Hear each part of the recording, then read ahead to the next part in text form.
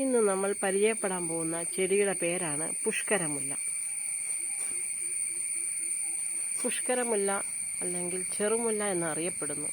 പുഷ്കരമുല്ല ശ്വാസകോശ രോഗങ്ങൾക്ക് വളരെ നല്ലതാണ്.